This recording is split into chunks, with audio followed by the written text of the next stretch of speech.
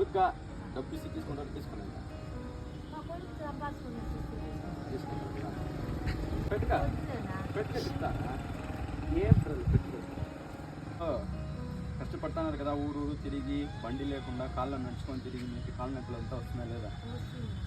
కొడుకు అనుకోనండి సరేనా కొడుకుగా నీ కష్టాలు చూసి నీకు డబ్బులు ఇస్తాను సరేనా తమ్ముడు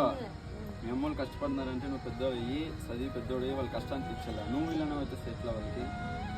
పోయి బాగా చదివి పెద్దోడు వాళ్ళంతా వాళ్ళ కష్టాలంతా తీర్చాలి ఇట్లా చూసుకుంటావు మీ తల్లిని రోడ్డు అంతా తిరిగి తిప్పించుకొని మార్పు రావాలి సరేనా చదువుకోనా పోయిదా జాగ్రత్తగా వెళ్ళండి